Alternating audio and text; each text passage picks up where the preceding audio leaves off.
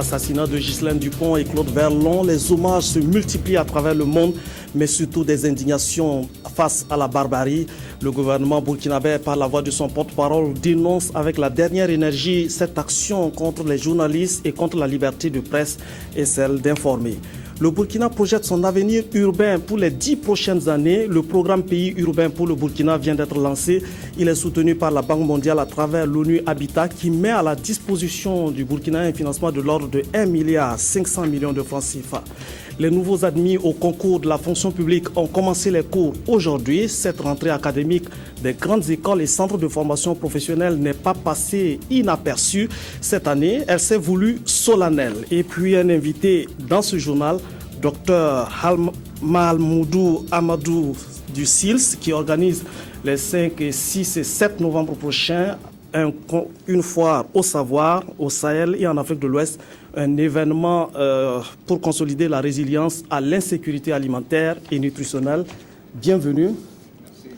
Madame, Messieurs, voici votre 20h. Pour commencer, ce lundi était donc jour de rentrée académique pour les grandes écoles et centres de formation professionnelle du Burkina. Une trentaine d'établissements sont concernés. Les nouveaux admis au concours de la fonction publique ont pris leur premier cours.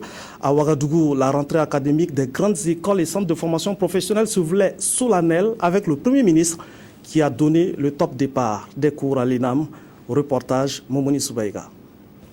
Un mois après la rentrée scolaire, intervient celle académique. Pour cette rentrée 2013-2014, ce sont une trentaine d'écoles et centres de formation professionnelle de l'État qui ouvrent désormais leurs portes aux candidats admis au concours de la fonction publique. C'est une initiative du département de la fonction publique. Objectif, mieux harmoniser les rentrées de ces écoles et centres de formation professionnelle et minimiser les désagréments. À l'issue des concours de la fonction publique, nous avons souvent de grandes difficultés, notamment dans la gestion des listes d'attente. Lorsque un candidat est admis à 2 ou 3 concours et qu'il y a une liste d'attente, nous pouvons passer jusqu'à 6 mois pour pouvoir gérer la situation des listes d'attente. Par ailleurs, donc, certaines écoles ont des formations qui durent 3 ans, pendant que d'autres ont des formations qui durent 2 ans. Cela n'est pas de nature à assurer l'équité entre les agents de la fonction publique une fois qu'ils sortent des écoles. C'est le Premier ministre qui a procédé au lancement officiel de cette rentrée nouvelle formule. Pour Béon Luc Adolphe Tiao, ces grandes écoles et centres de formation professionnelle jouent un rôle irremplaçable de vivier national des ressources humaines de qualité destiné à l'administration burkinabé. Pour cela, il dit compter sur ses élèves pour relever les défis de développement. Je place cette rentrée sous le signe du comportement exemplaire et responsable de l'apprenant et invite tous les élèves à cultiver tout au long de l'année les principes suivants: le civisme et la loyauté envers l'État, le respect des enseignants, le respect mutuel entre élèves, la recherche de l'excellence dans le travail, le respect du bien public et l'amour du travail bien fait. Je les exhorte à être durant tout le processus de formation des élèves exemplaires et dignes, attachés à la qualité de leur formation et soucieux de réussir leur parcours de combattant pour être demain des dignes serviteurs de l'État. Le ministre de l'économie et des finances a été désigné par ses élèves comme parrain.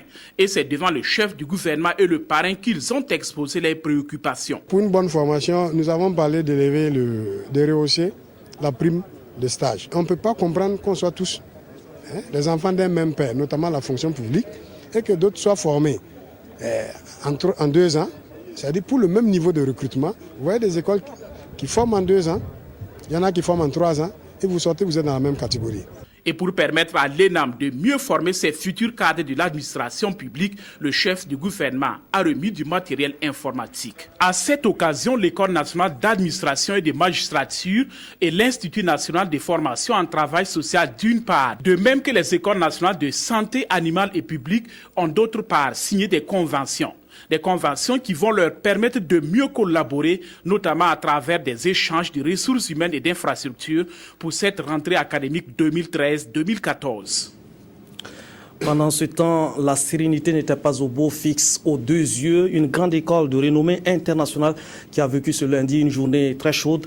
Les élèves ont organisé des manifestations et des protestations alors que des négociations sont en cours pour trouver une solution à la crise que traverse l'Institut depuis quelque temps. Le Premier ministre dit regretter cette situation et promet que le dialogue en cours sera maintenu. Il s'exprime au micro de Moumouni Soubeiga. Lorsque j'ai été informé il y a cela quelques semaines de la situation dégradante au niveau des deux yeux, j'ai instruit une équipe gouvernementale de rentrer en contact avec les différents protagonistes pour négocier afin de trouver des solutions pour que nous puissions, d'une part, bien sûr, prendre en compte les préoccupations des travailleurs, mais surtout de sauver cette école, comme je l'ai dit, qui fait la fierté du continent africain et bien sûr du Burkina Faso, puisque dans son genre, il est presque unique en Afrique. J'étais loin de douter que, puisque les négociations étaient toujours en cours, je n'ai pas eu de retour, puisque les ministres continuaient à avoir leurs échanges avec les protagonistes. Je suis donc désolé malheureusement qu'il y ait eu rupture de dialogue. Ce que je souhaite, c'est que, nonobstant cette situation désagréable subie ce matin, moi j'en appelle à tous les acteurs que chacun mette le meilleur de lui-même pour trouver une solution. Je suis toujours convaincu que dans l'affrontement, on ne peut jamais résoudre une situation, même si, pour ceux qui pensent vivre une injustice, elle est la plus inqualifiable. J'ai confiance à mes ministres. Je sais dans quel sens ils travaillent. Aucun intérêt ne serait lésé. Donc, nous allons poursuivre les échanges pour renouer les fils de dialogue afin que nous puissions en finir avec cette situation, bien sûr que nous n'aurons pas. Luc Adolphe Thiaw a pris connaissance des résultats du scorecard 2013-2014. C'est un tableau qui indique les performances d'un pays selon une vingtaine de critères établis par le Millennium Challenge Corporation. Les différents indicateurs sont au vert et le chef du gouvernement a eu des échanges sur ces données concernant le Burkina avec l'ambassadeur des États-Unis, Ismaël Diloma Sirima et Adama Koulibaly ont signé ce reportage. Présenter le tableau d'évaluation des performances du Burkina Faso selon les critères du Millennium Challenge Corporation MCC, c'est l'objet de la visite de l'ambassadeur des États-Unis au Burkina Faso à la primature. Ce tableau d'évaluation dénommé Scorecard permet à un pays d'être éligible ou non pour recevoir l'assistance de MCC. Nous sommes dans le vert et nous nous en félicitons beaucoup que nous sommes dans le vert. Mais ça, il y a à peu près 20 critères. Dans ce cas-là, il faut voir chaque critère en particulier. Mais comme vous le savez, on se compare, il y a 57 pays qui sont dans le même groupe. Donc le Burkina là, et quand on compare 57 pays, donc certains pays peuvent avancer plus vite que d'autres.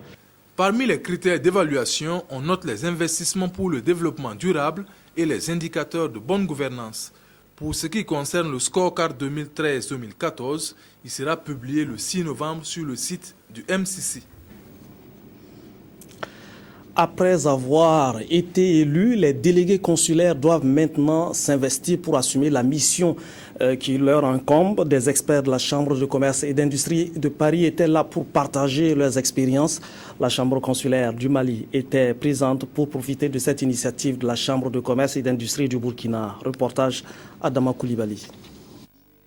Le rôle et les missions de l'élu consulaire, c'est sous ce thème que s'est ouvert le premier séminaire de la mandature 2013-2018 de la Chambre de commerce et d'industrie de Burkina Faso. 2 mois après l'installation officielle de l'Assemblée plénière et du bureau consulaire, ce séminaire s'avérait nécessaire pour l'ancrage de cette institution. Depuis que la Chambre de commerce existe, je pense que c'est la première fois que nous formons les élus consulaires. Parce que c'est très nécessaire maintenant. Nous sommes dans les 13 régions du Burkina Faso et il faut que l'élu consulaire puisse prendre en compte les gens qui l'ont élu, et répondre à leurs attentes. 3 modules dispensés par la Chambre de commerce de Paris sont au programme de ce séminaire afin de mieux faire connaître l'institution qu'est la Chambre de commerce et d'industrie de Burkina ainsi que la fonction de l'élu consulaire. La première, nous rappellerons ce qu'est une chambre de commerce et ce qu'elle n'est pas. Il faut bien la distinguer d'autres organisations de promotion économique. Ensuite, nous ferons un portrait type de ce qu'est un élu de chambre de commerce. Et enfin, nous nous poserons la question tous ensemble de savoir à quoi ça sert une chambre de commerce.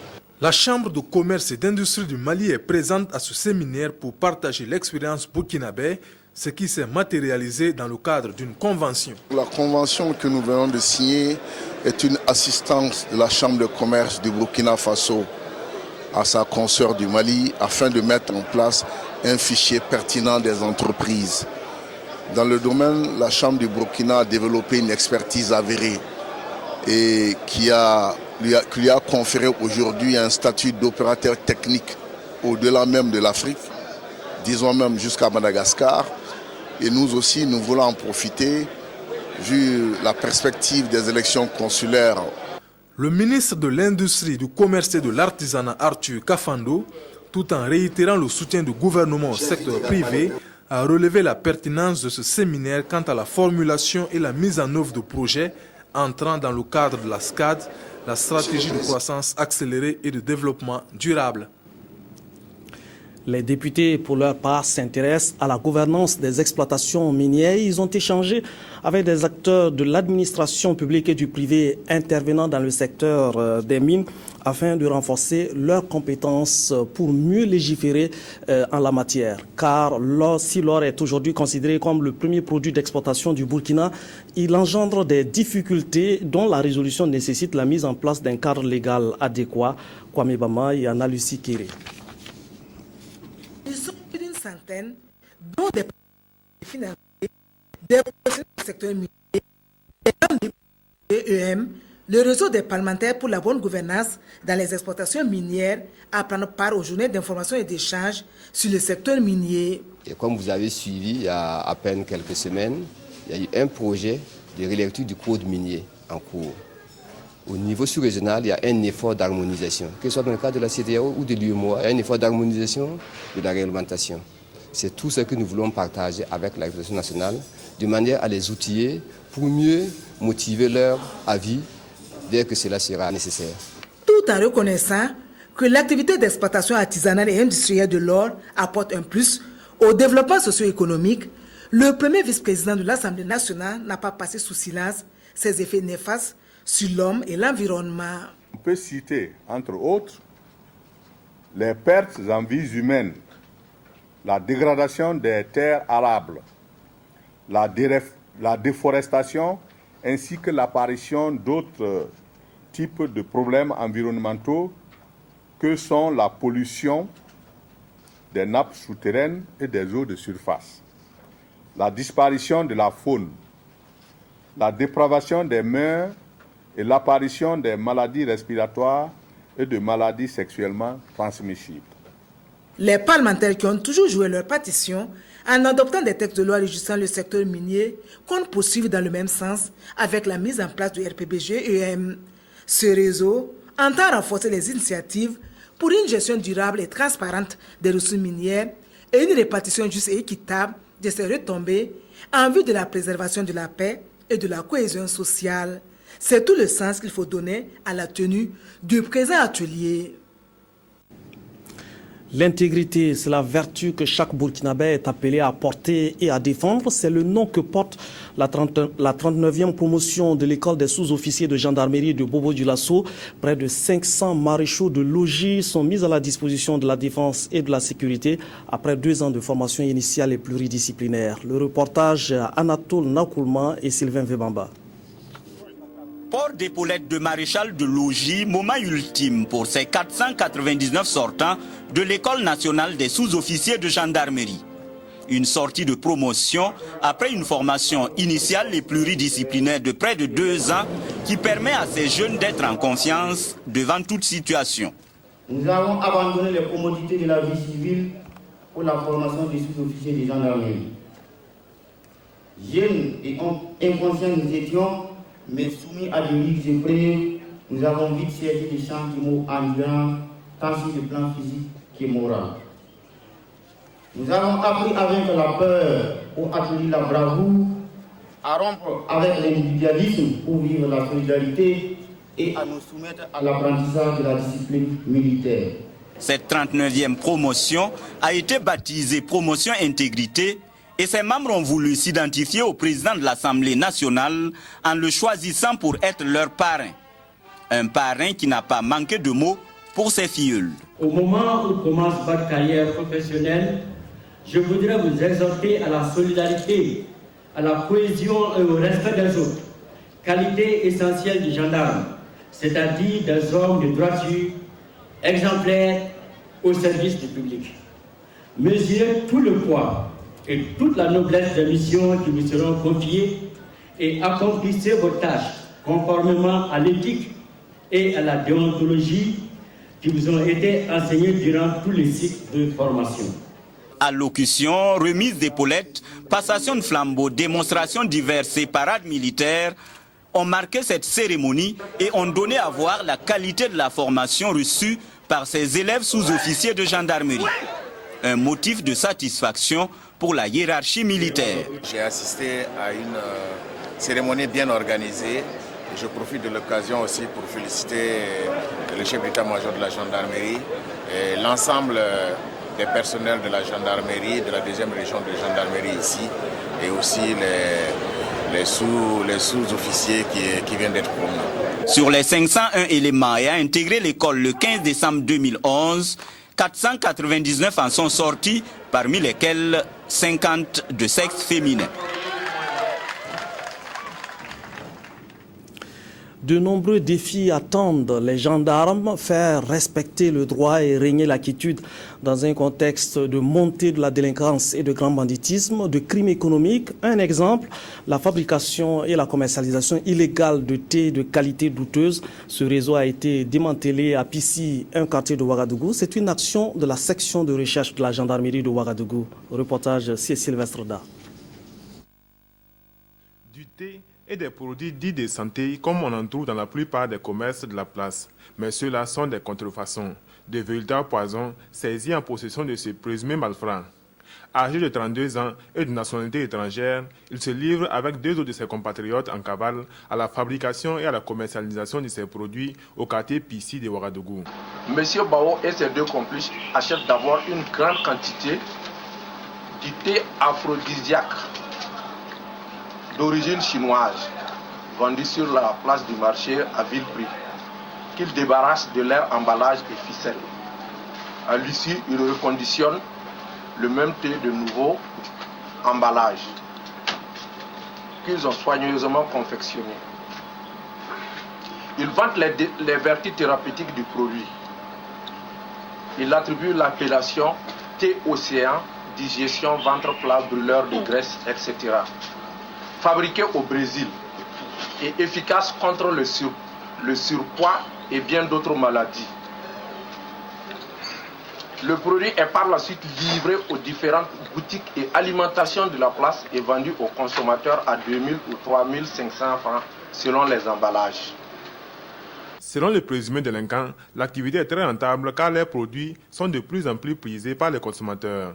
Les dernières livraisons dans une alimentation de la place s'élèvent à plus de 400 000 francs CFA.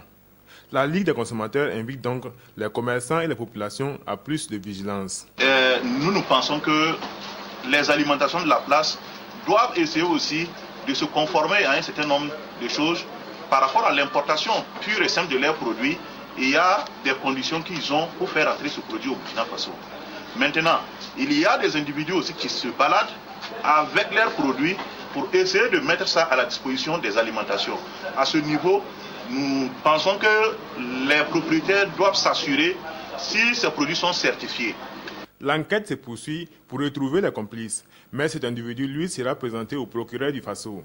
Le démantèlement du réseau de fabrication et de commercialisation illégale de ces produits de mauvaise qualité a été possible grâce à la collaboration de la population. La gendarmerie rappelle que les services de sécurité peuvent être alertés 24 heures sur 24 grâce aux numéros verts qui sont le 1010, le 16 et le 17.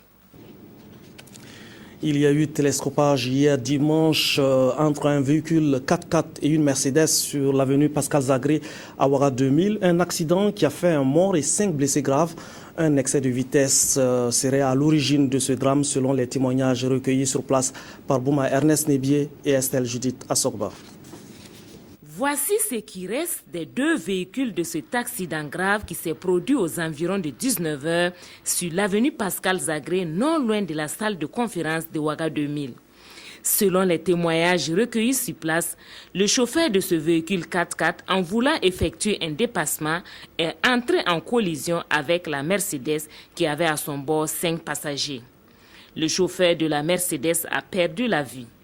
Celui de la 4x4 ainsi que les 4 autres personnes de la Mercedes gravement blessées ont été évacuées à l'hôpital Yalgado. Il y a la 4x4 qui venait vers BF1 et il quittait de BF1, il allait à l'hôtel, vers l'hôtel Libya. Et puis il y avait la Mercedes qui venait de l'hôtel Libya vers BF1. Maintenant il y avait une Toyota Corolla devant la 4x4. Maintenant, la 4x4 a tenté de doubler la Corolla.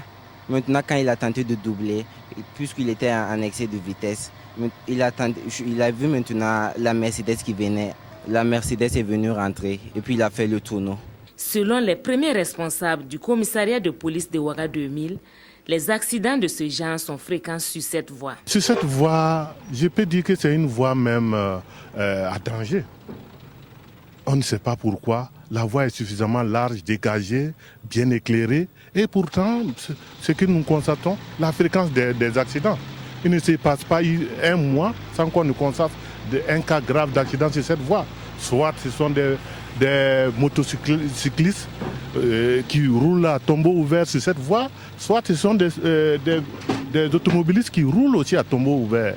Là, c'est très dangereux. Au regard de ces accidents répétés, il est demandé aux usagers la prudence et la limitation de vitesse sur cette avenue, comme le recommande le code de la route.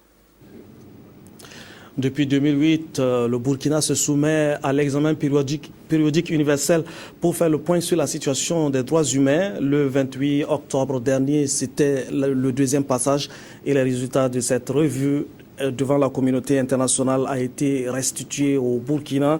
Plusieurs recommandations ont été formulées et le ministre en charge de la promotion des droits humains s'engage à les mettre en œuvre à travers des comités de suivi mis en place. Reportage Isaïe Parkouda et C. Sylvestre. Ils sont des parlementaires, des représentants des départements ministériels, des organisations de la société civile qui prennent part à cette rencontre de restitution des résultats du 2e passage du Burkina Faso à l'examen périodique universel EPU adopté par le Conseil des droits de l'homme des Nations Unies.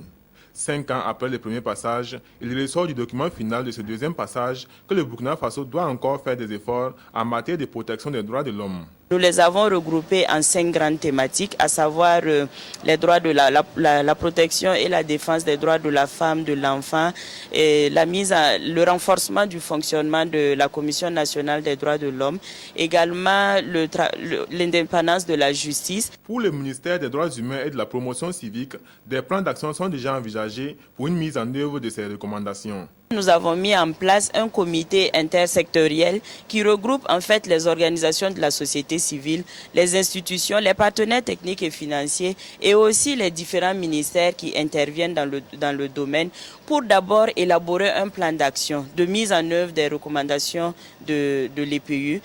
Ensuite, nous allons repartir vers les différents ministères pour voir comment est-ce qu'on peut prendre en compte la mise en œuvre de ces recommandations dans les différents plans sectoriels. L'examen périodique universel est un baromètre qui permet d'évaluer la manière dont les États s'acquittent de leurs obligations en matière de droits de l'homme. Et pour ce 2e passage, 165 recommandations au total ont été formulées à l'endroit du Burkina Faso. 138 sont acceptées, 18 mises en attente et 9 purement rejetées.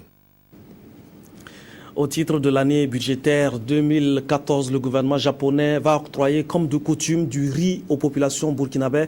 Mais avant la livraison d'une nouvelle dotation, il convient d'apprécier la gestion du don qui a été reçu l'année dernière. Le comité consultatif de l'aide japonaise s'est réuni ce matin pour cela. Estelle Judith Assogba. Depuis quelques années, le gouvernement japonais vient en aide aux populations burkinabées à travers l'octroi du riz. Cette année encore, la tradition sera respectée car il a consenti plus de 7600 tonnes de riz pour l'année budgétaire 2011 dont le montant s'élève à 2,5 milliards de francs CFA. Avant la remise officielle de ces vivres, le comité consultatif de l'aide alimentaire japonaise s'est réuni pour faire le point de la gestion du riz octroyé l'année dernière et prendre des dispositions pour assurer une bonne gestion du nouvel arrivage. Le don qui est donné au Burkina sert de monétisation pour constituer un fonds pour financer des projets de développement. Et la deuxième partie, c'est la distribution gratuite et des dons aux personnes nécessiteuses. Alors, et quand on parle de distribution gratuite, c'est vrai qu'il faut faire un ciblage. C'est la principale difficulté que nous rencontrons dans ce programme. Les membres du comité ont aussi identifié les problèmes liés au retard de la vente et du dépôt de fonds de contrepartie. Des solutions à ces difficultés permettront une gestion efficace du stock annoncé. Pour le ministre conseiller de l'ambassade du Japon, il est nécessaire de rendre compte à son pays de l'utilisation de l'aide alimentaire. Notre système d'aide alimentaire, c'est seulement 20% de quantité sont distribuées gratuitement, mais le reste de 80% sont mis en route dans le marché grâce à son agence. Et puis, le chiffre de vente va être déposé totalement d'abord au compte spécial pour constituer le fonds de contrepartie.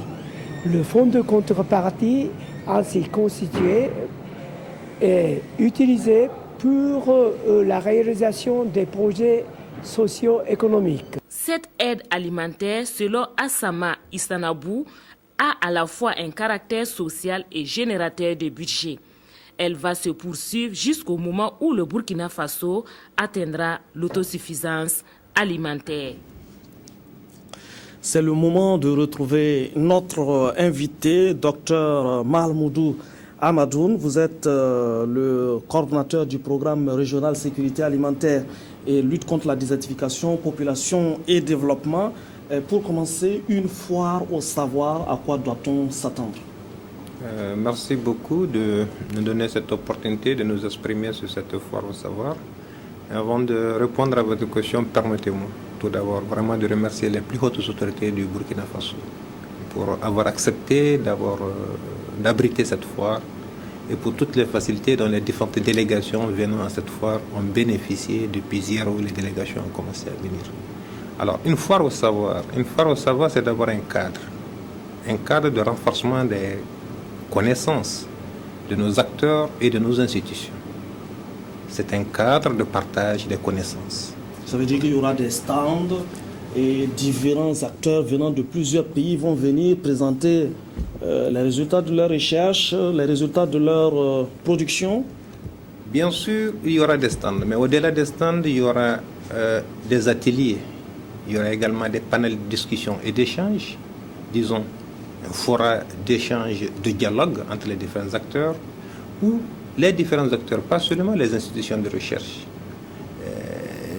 la société civile, les producteurs, nos acteurs qui sont sur le terrain, les institutions de recherche, des écoles, des ONG, tout porteur d'innovation ou de pratique allant dans le sens de l'amélioration de la sécurité alimentaire. Cet espace est le leur pour venir montrer ce qu'ils savent faire de mieux et qu'on peut partager entre nous pour améliorer l'insécurité alimentaire dans notre région. Et cette foire était-elle nécessaire? Elle était nécessaire puisqu'en fait elle fait partie des moyens ou disons des outils pour la lutte contre l'insécurité alimentaire. Au-delà des investissements, nous pensons qu'en fait le partage des connaissances et l'information sont fondamentales en matière de lutte contre la sécurité alimentaire. Donc, vous avez le sentiment que l'information ne circule pas? L'information circule, mais n'oubliez pas qu'en fait, les pratiques et les innovations existent. Souvent, de très bonne qualité, de très bonnes factures, souvent, elles sont dans les tiroirs de nos chercheurs. Elles sont quelque part isolés à la disposition d'un seul individu. C'est ce que nous voulons qu'en fait ceux qui détiennent ce savoir-là viennent avec au niveau de la foire, le montrer pour qu'en fait nous puissions faire bénéficier ces expériences-là à tout le monde. faire des économies d'échelle parce qu'en fait, comme vous le savez, il n'y a pas suffisamment d'argent, notre espace est grand et ceux qui ont besoin des ressources sont assez nombreux. Donc, véritablement pour nous permettre de faire des économies d'échelle et de partager les expériences et les connaissances. C'est un événement qui devrait participer à consolider la résilience à l'insécurité alimentaire et nutritionnelle. Dites-nous comment est-ce qu'une foire au savoir peut aider donc à atteindre ces objectifs. Comme je l'ai dit, la foire au savoir, c'est un espace de partage, de dialogue. Alors, du donner et de recevoir. En fait. Permettre en fait ce qui a réussi ici, comment pouvoir nous faire pour qu'en fait on peut le porter à l'échelle. Pour que ceux qui ont la même problématique ailleurs, dans un autre pays, puissent, au lieu de se remettre à recommencer, en fait, puissent bénéficier de ce que les autres ont déjà fait. Ça nous fait une grande économie de temps, d'argent, mais également ça permet d'aller vite parce qu'en fait, la préoccupation que nous avons, elle est très grande, c'est la préoccupation face à l'insécurité alimentaire dans notre région. Est-ce qu'on peut avoir une idée des participants, des personnalités ou des institutions qui seront présentes à Ouagadougou dans le cadre donc, de cette foire au savoir? Alors, cette foire au savoir est placée d'abord sous le haut patronage de son Excellence le Premier ministre et le parrainage du ministre de l'Agriculture et de la Sécurité alimentaire. Les 17 États de l'espace CEDEAO, c'est-à-dire les 15 de la CEDEAO plus le Tchad et la Mauritanie, sont conviés en fait à cette foire. À cela s'ajoute la société civile, les organisations de producteurs, les institutions de recherche relevant de ces pays-là, plus nos partenaires au niveau international qui sont dans des ONG ou bien dans des institutions internationales. Alors tout ce beau monde-là est convié à cette foire et chacun viendra montrer en fait ce qu'il sait faire le mieux et qu'on peut partager avec d'autres, ce qu'on peut porter ou mettre à l'échelle. D'accord.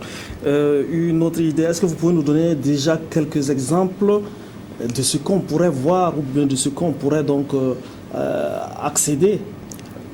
Alors, plusieurs choses. Il y a des porteurs, des paysans qui ont réussi dans le cadre en fait de la lutte contre la désertification, des pratiques qu'ils utilisent dans leur espace. Et ces pratiques-là, nous pensons que c'est des pratiques qui ont réussi et qui peuvent être portées à l'échelle en matière de gestion durable des terres, par exemple. En termes de récupération, par exemple, des terres dégradées, vous avez entendu parler des systèmes de ZAI, par exemple, en fait, qui est utilisé dans le plateau central au niveau du Burkina Faso. Ça, c'est des expériences qui sont là, qui ont réussi, que nous pouvons partager avec d'autres partenaires. Et je voudrais profiter pour dire qu'en fait, nous aurons la participation des gens de l'Afrique de l'Est, avec lesquels nous partageons le Sahel. Le Sahel va depuis le Cap-Vert jusqu'à Djibouti. Et ces gens-là viennent, ils ne connaissent pas ces systèmes-là. Donc nous allons, avec ce que nous savons faire le mieux, au niveau de la région ouest-africaine, leur montrer et recevoir d'eux également ce qu'ils savent faire le mieux. Il y a beaucoup d'autres exemples au niveau de la recherche. Il y a des innovations qui existent et qui n'ont jamais été portées à la connaissance des paysans. Ça, c'est des choses qu'en fait, des chercheurs viendront nous montrer et que nous allons aider les communautés à porter une fois que cela aurait été testé. Et la foire devrait ouvrir à un projet éventuel ou des perspectives? Alors, des perspectives, oui. Parce que, comme je le disais, la foire est un moyen que nous utilisons, c'est un outil que nous utilisons dans le cadre de la lutte contre la sécurité alimentaire. Bien évidemment, ça va dans le sens d'appui, en fait, à tout ce qui existe déjà.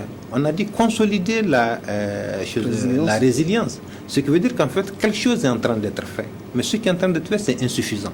Nous voulons, pour booster, en fait, consolider les acquis et faire avancer les choses, faire cette foire pour qu'en fait, d'autres qui sont dans leur coin, qui attendent peut-être des méthodes plus appropriées, puissent les trouver à travers cette foire-là. Donc c'est en cela que la foire-là permet, en fait, véritablement d'accélérer, en fait, notre processus de lutte contre, en fait, l'insécurité alimentaire de notre région.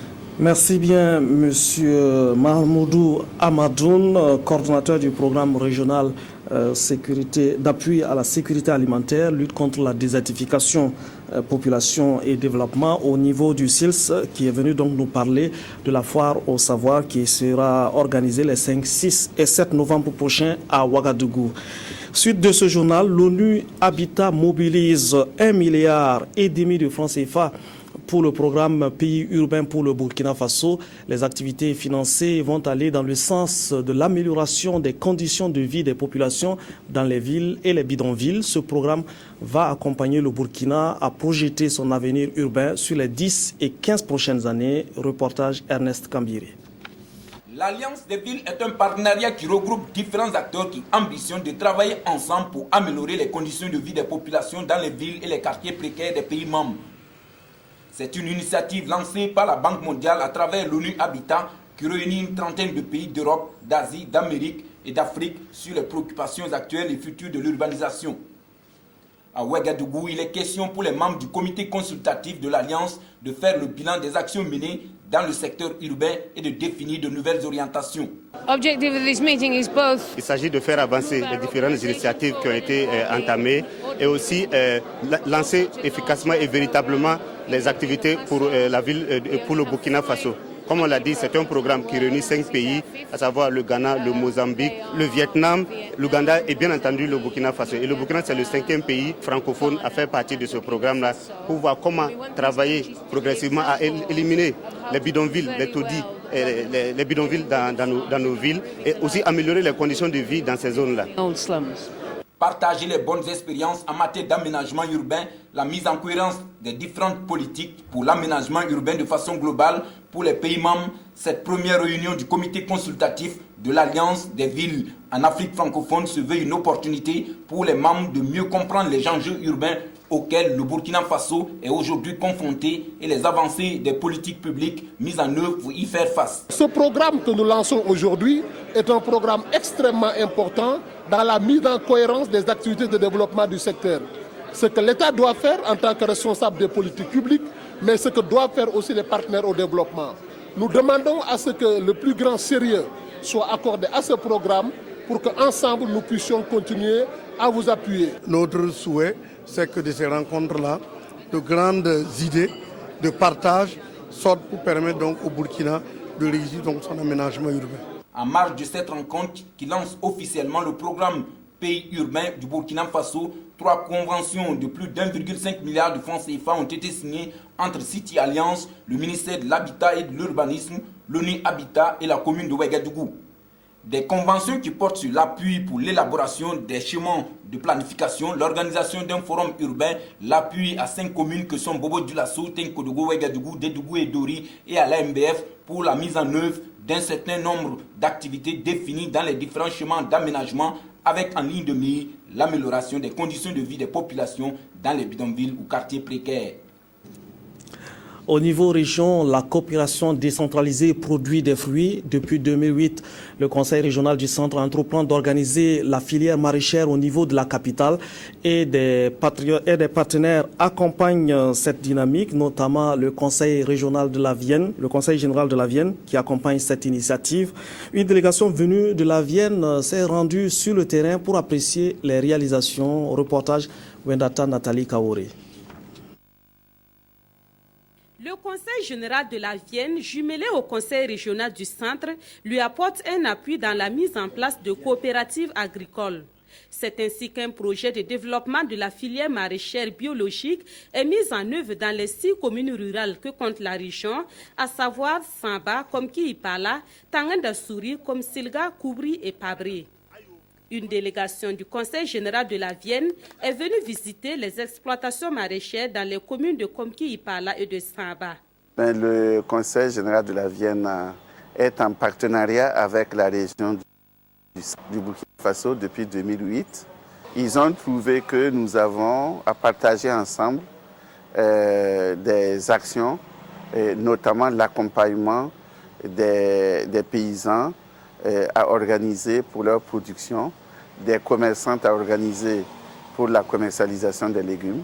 La délégation a aussi eu une rencontre d'échange avec le Conseil régional du Centre qui lui a fait le point de la mise en œuvre du projet. Et nous avons balayé l'ensemble du programme tel qu'il est conçu entre le département de la Vienne, la région Centre ici et également l'appui de la région Bretagne en France sur le développement de la filière maraîchère ici dans la région Centre. Et je crois que l'organisation est en train de se dessiner Et puis également, nous avons beaucoup parlé de la ressource en eau et des difficultés de certains territoires ici.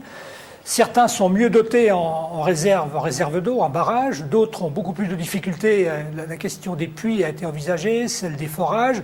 La coopération entre le Conseil régional du Centre et le Conseil général de la Vienne se fait également dans le domaine de la création de retenues d'eau. C'est dans ce cadre que le barrage de Kango, situé à Samba, a été réfectionné. L'UCOBAM sera aussi repris dans le cadre de cette coopération pour être aménagé et servir à l'entreposage, à la conservation et à la commercialisation des produits de la maraîchiculture. Comment gérer un budget communal, élaborer un plan de développement local et comment gérer les associations. Voici des épreuves quotidiennes pour les élus locaux qui n'ont pas souvent les outils nécessaires pour réussir leur mission. Face à la situation, le ministère de l'administration du territoire, le ministère de l'aménagement du territoire et de la décentralisation lance une campagne nationale de renforcement des capacités des élus locaux. C'était hier à Zorgo, dans le plateau central. Reportage signé de Claudine Bikaba. Les conseillers municipaux de la province du Ganzourgou, région du plateau central, sont à l'école de l'organisation et le fonctionnement des collectivités territoriales. Il s'agit pour le ministère de livrer un message unique à l'ensemble des collectivités territoriales à travers la mise en œuvre de la stratégie nationale de renforcement des capacités. En l'espèce ici, il s'agit de donner le message aux collectivités sur l'organisation et le fonctionnement des collectivités afin que les différents acteurs de la décentralisation situent leurs responsabilités dans sa mise en œuvre. Pour que les élus locaux puissent être au même niveau d'information, ils ont besoin de voir leurs capacités renforcées sur l'organisation et le fonctionnement de leur commune pour leur pleine participation au développement local et cela contribue nécessairement à la stabilité de la nation, selon le ministre Toussaint Abel Coulibaly. Très souvent, c'est par ignorance que des actes sont posés et qui ne contribuent pas à l'apaisement dans les collectivités territoriales. Vous savez également qu'il y a beaucoup de conseillers qui sont nouveaux. Il y a eu un renouvellement à près de 70%, voire plus, et il fallait former l'ensemble de ces acteurs-là pour que le processus progresse comme nous le souhaitons, parce que c'est notre mission. La stratégie de renforcement des élus locaux est mise en place au Burkina par le gouvernement depuis 2012 et soutenue par l'Union européenne, la coopération suisse et danoise, ainsi que la Banque mondiale pour qui une mention spéciale a été faite pour son accompagnement. Cette campagne de formation concerne pour le moment 5 régions. Il s'agit du plateau central, du centre-sud, des cascades, du centre-est et du Sahel. L'UNESCO et le ministère de l'Environnement font de la sensibilisation sur les réserves de biosphère au Burkina et posent la question de l'adaptation de la législation à cet enjeu d'environnement. L'importance de telles réserves pour le développement du pays a été mise en exergue. Kadou Romenki et Moumouni Baro. De plus en plus, les changements climatiques ont des conséquences néfastes sur l'homme et l'environnement. Sécheresse, disparition des espèces animales et végétales. Face à ces désastres, les différents pays du monde ont décidé de mettre en place plusieurs structures dans le but de sauvegarder et de respecter l'équilibre de la biosphère pour un développement humain et économique durable.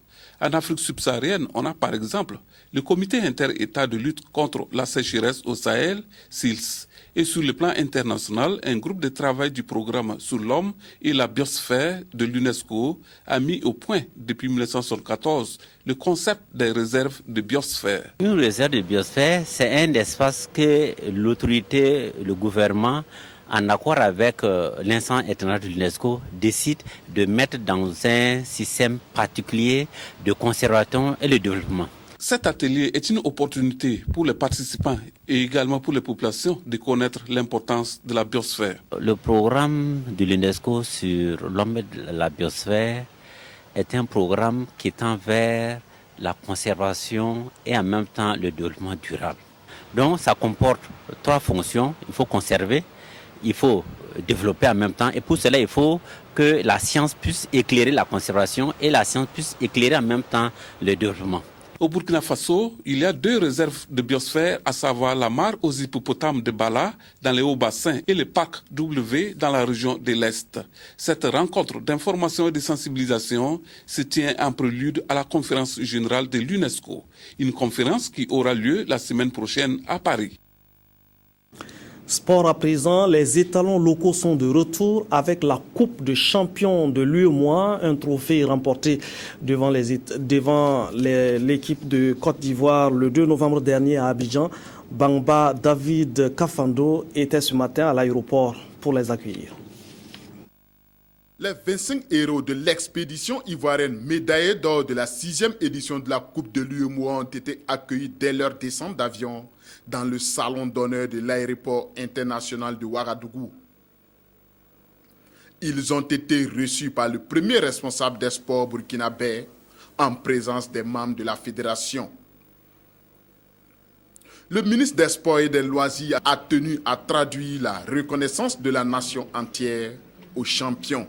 Je suis là ce matin au nom du gouvernement du Burkina Faso pour vous souhaiter la bienvenue, pour vous dire combien nous sommes satisfaits, combien le peuple burkinabé est satisfait de votre combat que vous avez mené au bord de la lagune Ébrié. Je dis bien combat parce que lorsque nous avons vu le début jusqu'à la fin, on a vu des étalons qui étaient motivés. Et vous avez encore démontré une fois que les Burkinabés ensemble peuvent gagner. Vous avez montré la voie aux étalons seniors. Et vous pouvez être sûr que le 19 novembre, ils vont tout faire pour qualifier le Burkina Faso pour la première fois à la Coupe du Monde. Bon, je pense que, comme je l'ai déjà dit, une finale ne se joue pas. Elle se gagne. Et il ne fallait pas s'attendre au cadeau le jour de la finale. On est très contents. Pourquoi on est content? Parce que les autorités sont venues nous accueillir. Son Excellence, Monsieur le ministre, étant présent ici, accompagné des présidents de la fédération et ses vice-présidents, ça nous va droit au cœur. Et pour vous préciser, on n'a pas été orphelins à Abidjan là-bas. Ils sont venus nous soutenir jusqu'à Abidjan. Tout cela, ça a contribué à notre victoire. Le Burkina Faso, sacré vainqueur de la Coupe de l'intégration 2013, inscrit son nom pour la première fois au palmarès du tournoi de l'UEMOA. Les étalons locaux règnent désormais au sommet du football de cet espace communautaire jusqu'à la 7e édition prévue en 2014 à Lomé, au Togo. Vous avez rectifié l'erreur, c'est devant les écuries du Bénin que les étalons se sont imposés à Abidjan le 2 novembre dernier. Communiqué signé du porte-parole du gouvernement, le gouvernement burkinabé exprime sa profonde consternation sur le double assassinat le samedi 2 novembre à Kidal, au nord Mali, de Ghislaine Dupont et de Claude Verlon, envoyés spéciaux de RFI dans l'exercice de leur métier. Le gouvernement burkinabé dénonce avec la plus grande énergie cette action contre des journalistes dans l'exercice de leurs fonctions et contre la liberté de presse et celle d'informer. Le gouvernement burkinabé exprime sa profonde compassion et présente ses condoléances les plus attristées aux familles des 2 journalistes, à l'ensemble des travailleurs de RFI, au gouvernement et au peuple français et à l'ensemble des acteurs du monde des médias. Le gouvernement burkinabé réaffirme la disponibilité de son Excellence M. Blaise Compaoré, médiateur de la CEDEAO dans la crise malienne, à œuvrer à la stabilité et à la paix au nord Mali, aux côtés de tous les acteurs internes et internationaux du processus, signé Alain-Édouard Traoré, ministre de la Communication, porte-parole du gouvernement.